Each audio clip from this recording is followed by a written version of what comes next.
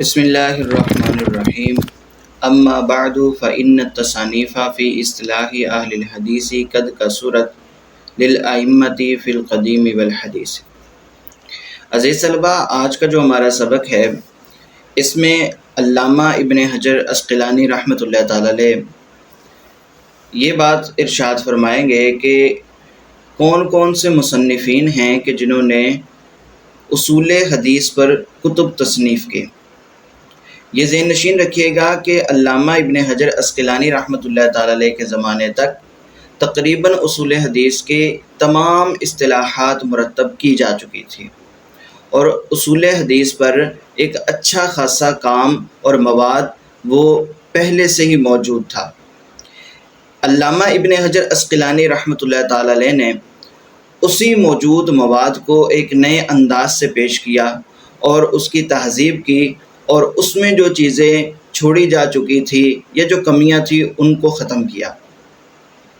اسی چیز کو علامہ ابن حجر عسقلانی رحمۃ اللہ تعالی علیہ ارشاد فرماتے ہیں کہ اما بعد، اس سے مراد بعد الحمد والصلاۃ یعنی حمد و صلاۃ کے بعد ذکر کرتے ہیں فإن التصانیف فی اصطلاح اہل الحدیث، پس بے شک تصنیفیں اہل حدیث کی اصطلاح میں مراد کیا ہے کہ اصول حدیث میں کتابیں قد کثرت وہ زیادہ ہو گئیں، یعنی بہت زیادہ ہیں، للائمۃ فی القدیم والحدیث، متقدمین ائمہ علماء کی اور متأخرین علماء کی بہت زیادہ تصانیف اصول حدیث کے موضوع پر موجود ہیں۔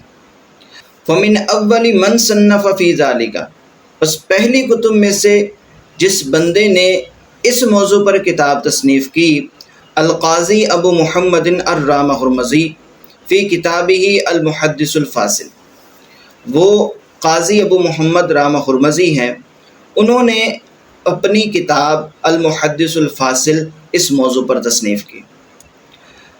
آگے فرماتے ہیں لاکنہ لم یستوعب، انہوں نے تصنیف تو کی لیکن استیعاب نہیں کیا۔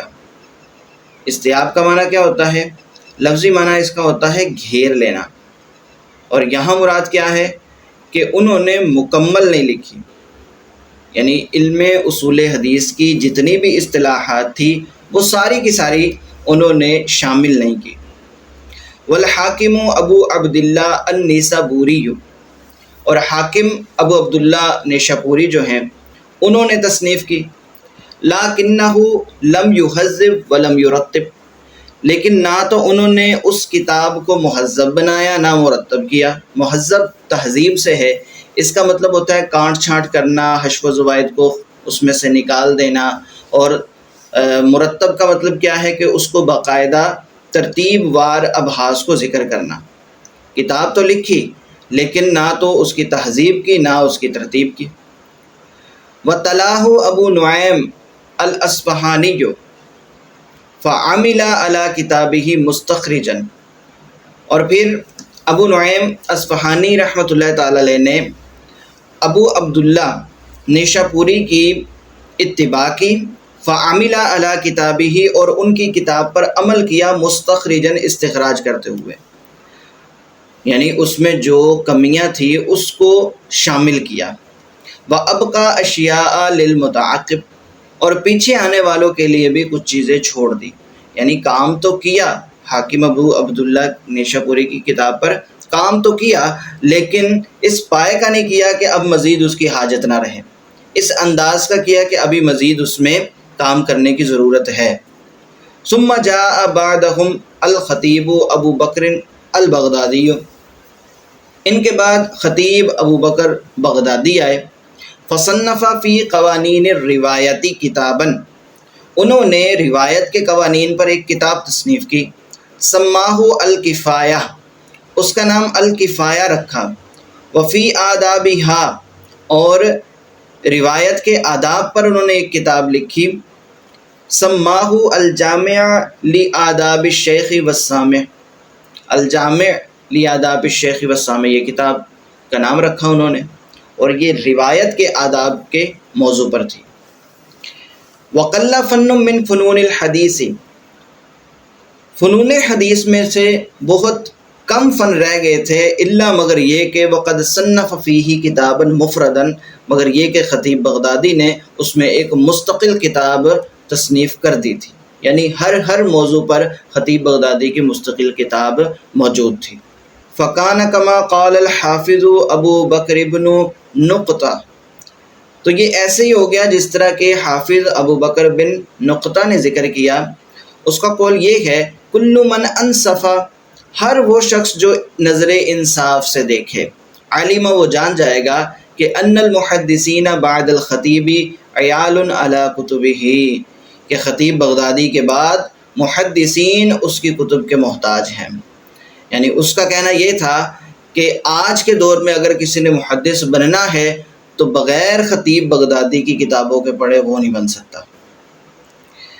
اس کے بعد کیا ہوا فرماتے ہیں، ثم جاء بعد من تأخر عن الخطیب، پھر آئے وہ جو خطیب بغدادی کے بعد تھے، فأخذ من هذا العلم بنصیب، انہوں نے اس علم سے ایک وافر حصہ حاصل کیا۔ کس علم سے؟ اصول حدیث کی بات ہو رہی ہے۔ اس علم اصول حدیث سے وافر مقدار میں انہوں نے اپنا حصہ لیا۔ فجمع القاضی ایاز، اور قاضی ایاز نے جمع کیا کتاباً، ایک کتاب کو، لطیفاً، عمدہ کتاب کو، سماہ، اس کا نام رکھا العلماء، علماء نام رکھا۔ وابو حفص المیانجی جزءاً، ابو حفص المیانجی نے ایک جز، ایک رسالہ تصنیف کیا اور اس کا نام رکھا ما لا یسع المحدث جہلہ، یہ نام رکھا۔ وامثال ذلک من التصنیف التي اشتہرت، اور اسی کی مثل کہتے ہیں ان کتب میں سے کہ جو مشہور ہو گئی، وبسطت، کہ جو شرح و بسط کے ساتھ لکھی گئی، تفصیلات کے ساتھ لکھی گئی۔ وہ شرح و بسط کے ساتھ کیوں لکھی گئی اس کی وجہ بیان کرتے ہیں، لیتوفر علمها، تاکہ جو بھی اس کتاب کو پڑھے اس کو کافی ساری معلومات حاصل ہو جائیں۔ واختصرت، لیکن کچھ کتابیں ایسی تھیں جو اختصار کے ساتھ لکھی گئی۔ اس کی وجہ کیا تھی کہ ان کتابوں کے مصنفین کے ذہن میں یہ تھا کہ جو بندہ بھی چاہتا ہو کہ اصول حدیث کو بنیادی طور پہ سمجھ لے تو ان کے لیے ایک مختصر رسالہ ہونا چاہیے۔ تو اس سوچ کے پیش نظر انہوں نے پھر اختصار کے ساتھ کتابیں لکھی، لیتیسر فہمها، تاکہ اس علم کا فہم آسان ہو جائے۔ یعنی جو بندہ بھی چاہتا ہے کہ مجھے بنیادی چیزیں سمجھ آ جائیں علم اصول حدیث کی، تو وہ ان رسائل کی طرف توجہ کر سکتا ہے اور ان کو حاصل کر کے ان کو یاد کر لیں۔ الی ان جاء الحافظ الفقیہ تقی الدین ابو عمرو عثمان بن الصلاح عبد الرحمن الشہرزوری نزیل دمشق، یہاں تک کہ تشریف لائے حافظ فقیہ تقی الدین ابو عمرو عثمان بن صلاح عبد الرحمن شہرزوری جو دمشق کے رہنے والے۔ فجمع لما والیہ تدریس الحدیث بالمدرسۃ الاشرفیہ، یہ والیہ بھی پڑھ سکتے ہیں، ولیہ بھی پڑھ سکتے ہیں۔ تو انہوں نے اس علم کو جمع کیا جب وہ مدرسہ اشرفیہ میں تدریس حدیث کے والی بنے، یعنی ان کو یہ ذمہ داری سونپی گئی۔ تو انہوں نے جمع کیا کتابہ المشہورہ، اپنی مشہور کتاب، یعنی مقدمہ ابن صلاح کی بات کر رہے ہیں۔ فہذب فنونہ، انہوں نے اس کے فنون کو مہذب کیا، اچھی طرح حشف و زوائد کو ختم کر کے بہت عمدہ طریقے سے تحریر کیا۔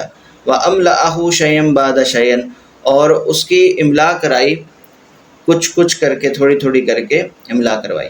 فَلِهَذَا لَمْ يَحْصُلْ تَرْتِيبُهُ عَلَى الْوَضْعِ الْمُنَاسِبِ، تو کہتے ہیں اسی وجہ سے اس کتاب کی ایک مناسب وضع پر کوئی ترتیب حاصل نہ ہو سکی۔ وَاعْتَنَا بِتَصَانِيفِ الْخَطِيبِ الْمُفَرَّقَةِ، پھر انہوں نے توجہ کی خطیب بغدادی کی مختلف تصانیف کی طرف۔ فجمع شتات مقاصدها، انہوں نے پھر کچھ مقاصد کو جمع کیا، وضم الیہا من غیرہا، اور ان مقاصد کے ساتھ کچھ اور چیزیں بھی اور فنون بھی اور علوم بھی شامل کیے، نخب فوائدہا، جو کہ عمدہ فوائد تھے۔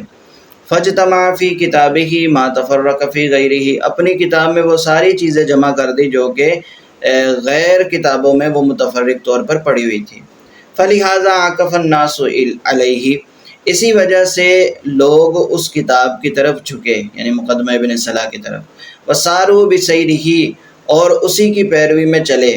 فلا یحصا کم ناظم لہ و مختصر، اور اس مقدمہ ابن صلاح کو اتنی مقبولیت حاصل ہوئی، فرماتے ہیں کہ نہیں شمار کیا جا سکتا کہ کتنے ہی علماء ایسے ہیں کہ جنہوں نے ان کو نظم میں لکھا، اور کتنے ہی ایسے ہیں جنہوں نے اس کو مختصر کر کے لکھا، ومستدرک علیہ ومقتصر، اور کتنے ہی ایسے ہیں کہ جنہوں نے اس کا استدراک کیا۔ استدراک کا معنی ہوتا ہے کہ مصنف سے کتاب میں جو چیزیں چھوٹ جائیں تو ان کو دوبارہ سے اس میں درج کرنا، اس کو استدراک کہتے ہیں۔